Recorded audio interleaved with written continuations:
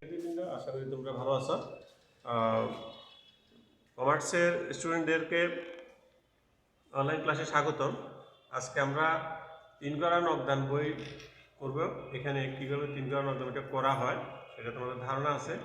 আজকে আর একটু মনোযোগী হলে আরও পরিষ্কার হবে আশা করি। প্রশ্নটা আবার এখানেই আছে বই থেকে। আমি আলোচনা করার পরে একটা করে আলোচনা করবো, আর সেগুলো কীভাবে পুষ্টি হবে সেই কথাটা আমি বলবো সেখানে। তারপরে তোমাদের সুবিধার্থে প্রশ্নটা এখানে দেয়া হলো আর কি। আচ্ছা, আমাদের এখানে আছে শেরিনা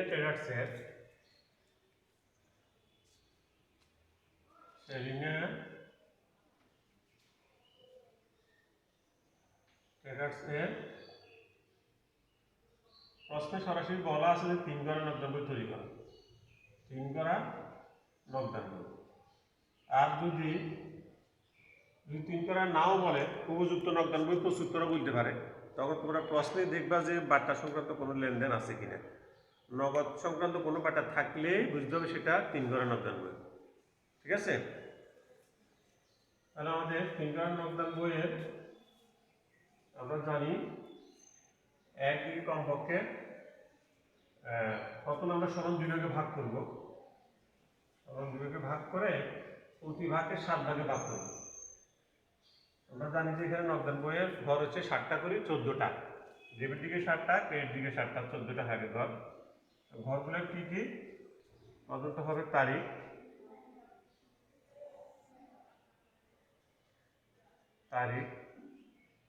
তারপরে হচ্ছে বিবরণ, এরপরে রসিদ নং, আমরা সংক্ষেপে লিখলাম।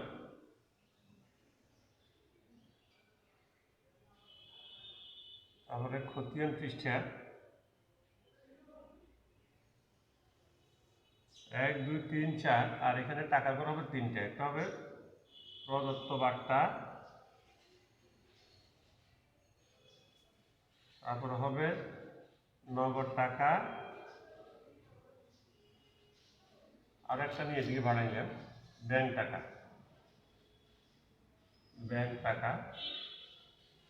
এই যে 7টা, ঠিক এদিকেও সেম তারিখ, রসিদ নং,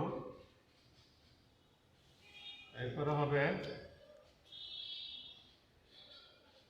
খতিয়ান পৃষ্ঠা। এখানে ক্রেডিট দিকে হবে প্রাপ্ত বার্তা, নগদ, ব্যাংক।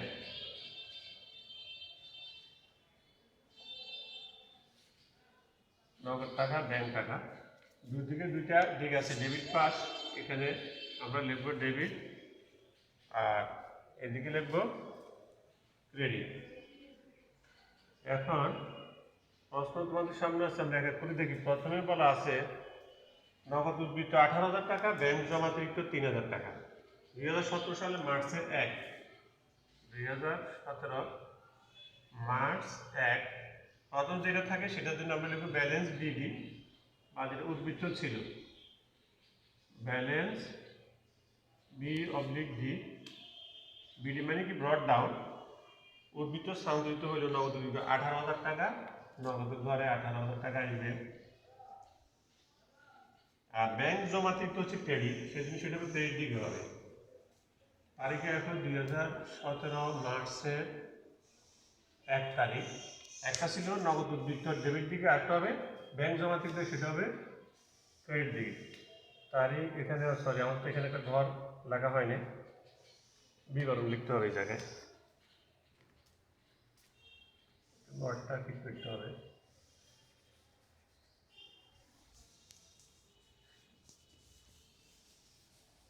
কারণে আমরা ক্রেডিট দিকে লিখব ব্যালেন্স বিডি, সেম হিসাব ব্যালেন্স বিডি। এখানে আছে জমাতিরিক্ত আছে 3,000 টাকা, ব্যাংকে করা হবে। 3000 টাকা।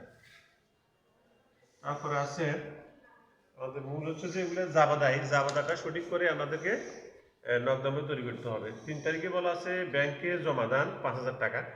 এটা জাবাদা করলে হয় ব্যাংক হিসাব ডেবিট, নগদান হিসাব ক্রেডিট, তার মানে কন্টাইনটি দুই দিকে লিখতে হবে। তো এই জাতীয় লেনদেনগুলোকে আমরা কীভাবে করি? জাবাদার মাধ্যমে করি। ব্যাংক হিসাব ডেবিট, তার লিখতে হবে কি বিপরীত হিসাব খাত, যেটা ক্রেডিট হয়েছে লিখতে হবে নগদান হিসাব। নগদান হিসাব এখানে আমরা মানে কন্ট্রাইনটি বুঝাই, উভয় দিকে যেটা লেখা হলো 5000 টাকা নগদান হিসাব হবে, টাকা হবে ব্যাংকের ঘরে 5000 টাকা। এইদিকেও ঠিক সেম বিপরীত লেখা আসবে। মার্চের 3 তারিখ এখানে লিখতে হবে ব্যাংক হিসাব। ব্যাংক হিসাব এখানে কন্ট্রাইনটি 5000 টাকা হবে নগদের ঘরে।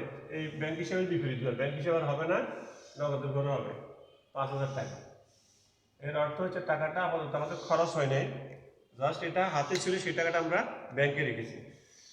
এবার আসো 6 তারিখ সাইমের কাছ থেকে 7000 টাকা পাওনার পূর্ণ নিষ্পত্তিতে 6800 টাকা প্রাপ্তি। প্রাপ্তি হলে মানে কি নগদ টাকা পাইছে, নগদান হিসেবে ডেবিট পাশে হবে।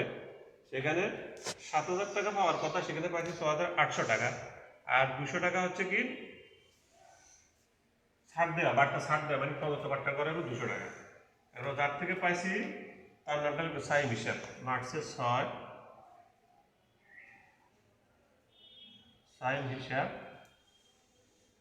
এখানে 200 টাকা হচ্ছে বাট্টা করে, আর 6800 টাকা নগদে পাইছি, নগদে করে 6800। এই টোটাল হচ্ছে আমার 7000 টাকা, দুই ভাগ হয়ে গেছে। এটাকে বলা হয় নগদ বাট্টা ছাড় দেওয়া। কারো থেকে নগদ টাকা পাওয়ার সময় যে টাকাটা ছাড় দেওয়া হয় সেই টাকাটাকে বলা হয় প্রদত্ত বাট্টা। তারপর আছে 10 তারিখে সুমির নিকট দেনা বাবদ 3400 টাকা চেক প্রদান ও বাট্টা প্রাপ্তি, এটা তার বিপরীত। মার্চের 10 সুমি হিসাব। এখানে 3400 টাকার চেক প্রদান, 3400 টাকা ব্যাংকে করা হবে, 3400 আর বাট্টা পাইছে 100 টাকা, প্রাপ্ত বাট্টা 100, শেষ লেনদেন এটাই। এরপরে আছে 14 তারিখ ব্যক্তিগত প্রয়োজনে নগদ উত্তোলন।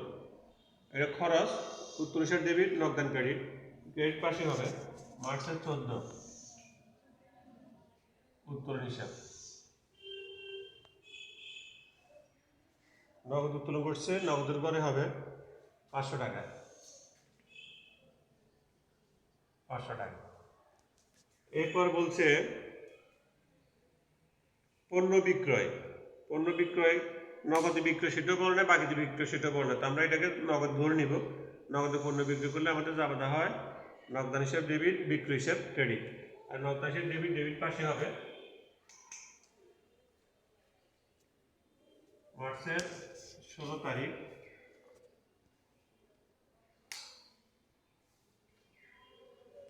বিক্রয় হিসাব 12,000 টাকা নগদে বিক্রয়, 12,000 নগদের ঘরে হবে 12,000 টাকা। এরপরে আছে 18 তারিখে আছে 8,000 টাকা মূল্যের পণ্য 5% বাট্টায় ক্রয়। খেয়াল করো, আমরা আগে বলছি যে এখানে শুধু নগদ বাট্টাটা লিপিবদ্ধ করা হবে, বাকি বাট্টা লিপিবদ্ধ করা হয় না, বা কারেন্ট বাট্টা লিপিবদ্ধ করা হয় না। সেই হিসেবে এখানে 8,000 টাকার 5% হিসাব করলে আসে 400 টাকায়। 400 টাকাটা বাদ যাবে, এটা কোনো এখানে হিসেবভুক্ত হবে না। আর 8,000 থেকে 400 গেলে আর আছে 7,600, ওই 7,600 টাকাটায় লিপিবদ্ধ করতে হবে। তাহলে এটা হচ্ছে মার্চের 18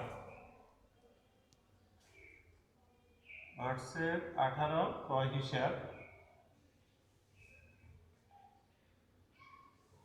ক্রয় হিসাব 8,000-এর 5% বাদ দিলে তবে 7,600 টাকা বাদ। নগদ করে 7,600 আর 400 টাকা এখানে টোটালি অন্তর্ভুক্ত হবে এটা খেয়াল করতে হবে। এরপরে প্রদেয় বিলের অর্থ ব্যাংক কর্তৃক পরিশোধ মানে তাহলে খরচের দিকে হবে প্রদেয় বিল হিসাব।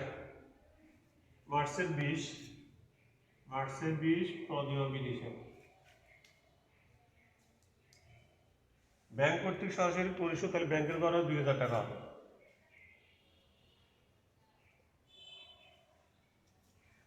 এরপরে 500 টাকা বার্তা মঞ্জুর করে আরিফের নিকট হতে 6500 টাকা চেক প্রাপ্তি যাবে ডেবিট দিকে।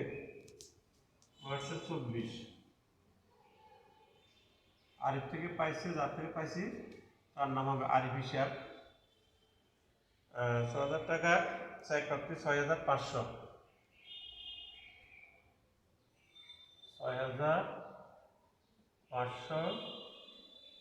500 টাকা হচ্ছে বার্তার ঘরে। তাহলে আমার 6500 আর 500 যোগ করলে টোটাল হয় 7000 টাকার মধ্যে 6500 টাকা চেক প্রাপ্তি আর 500 টাকা বার্তা বার্তা সেখানে বার্তা করে লিখতে হবে। লাস্টে মার্চের 30 তারিখ ব্যাংক সুদ ধার্য করা হয়। এটা ব্যাংক সুদ হিসেবে ডেবিট, ব্যাংক হিসেবে ক্রেডিট, তাহলে ক্রেডিট পাশে হবে খরচ হিসেবে। মার্চের 30 তারিখ ব্যাংক সুদ হিসাব ব্যাংকের করা হবে 400 টাকা। এই আমাদের লিপিবদ্ধ করা শেষ হলো। এখন আমরা ব্যালেন্স বের করব। ব্যালেন্স বের করার বৈশিষ্ট্য হচ্ছে নগদান বইয়ের যে কোনো 2 গড়া বলো বা 3 গড়া বলো 1 গড়া বলো সবসময় ডেবিট দিকে নগদ ব্যাপারটা আগে যোগ করতে হবে। তাহলে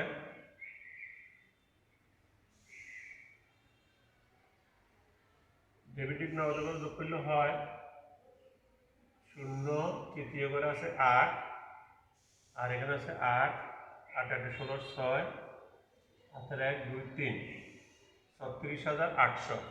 ঠিক সেম এইদিকেও আমাদের সমান করতে হবে 36,800 টাকা এইদিকে হতে হবে না, যেটুকু কম হবে সেটা আমরা ব্যালেন্স শিট হিসেবেও ঘুরে লিখবো। এখানে হয় কত, এখানে 2 শূন্য আছে, এখানে 0 দিব। দ্বিতীয় ঘরে 0 আছে, এখানে 0। তৃতীয় ঘরে আছে 5 6 11 11 7 যোগ করলে হবে 8 11 এর সাথে 18 8 হাতের 1 6 6 7 6 13 13 3 যোগ করলে হয় 16 হাতের 1 আছে 2 দিলে এখানে হবে 3। 23,700 টাকা এদিকে ঘাটতি বা কম আছে, এই জন্য আমরা লিখবো কি ব্যালেন্স সিডি। মার্চের শেষ দিন লিখতে হবে এখানে সবসময়, মাসের শেষ দিন ব্যালেন্স C/D এবার আসবে এখানে, এই দুইটা সমান হবে। এরপর আমাদের ব্যাংকের ক্ষেত্রে বেশিরভাগ ডেবিট দিক বেশি হয়, মাঝে মাঝে ক্রেডিট দিকেও হয়।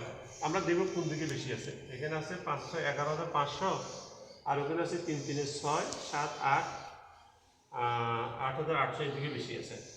এখানে যোগ করলে হবে 500 5 6 11 11,500। আর এখানে ঠিক 11,500 লিখবো, কিন্তু যদি 11,500 হয় না, কত শর্ট আছে এখানে 0 দ্বিতীয় ঘরে, এখানে 0 তৃতীয় ঘরে 4 4 4 8 8 5 দিকে 8 5 13 8 7 যোগ করলে 8 7 15 15 5 হাতের 1 14 করে, এখানে আছে 3 3 3 6 6 3 9 9 9 2 11 2 দিলে 11 হয়, তাহলে 2,700 টাকা এদিকে শর্ট আছে। ঠিক সেম লেখায় দুটার জন্য একই লেখা হয়ে গেল 31 তারিখ ব্যালেন্স সিডি 2,700 টাকা। এখন আমাদেরকে এই ব্যালেন্স সিডিটাকে পরবর্তী মাসের জন্য ব্যালেন্স বিডি করতে হবে। নগদের ঘরে লেখা আছে 23,700 23,700 আর এখানে আছে 2,700। লিখতে পরবর্তী মাসের 1 তারিখ এপ্রিল 1, এখানে হবে ব্যালেন্স বিডি। ঠিক বিডি দিয়া অঙ্ক শুরু, আবার বিডি দিয়ে শেষ হবে। পরবর্তী অঙ্ক করার সময় আবার এগুলো উপরে চলে যাবে। তাহলে আর বারটার ক্ষেত্রে কোনো সমতা করার দরকার নাই, সমান করার দরকার নেই। জাস্ট ডেবিট দিকের প্রদত্ত বারটা হবে 700 টাকা, এখানে সমান দিয়ে হবে না। আর প্রাপ্ত বারটা ক্রেডিট দিকের প্রাপ্ত বারটা হবে 100 টাকা। এই আমাদের অঙ্ক এখানেই শেষ।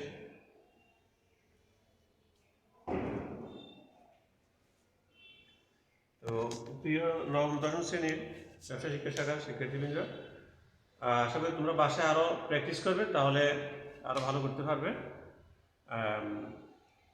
আর সবসময় মনে রাখবে নিজের শরীরকে ভালো রাখার জন্যে। এখন দেশে খুবই সংকটময় সময় চলতেছে, আমরা জানি সবাই।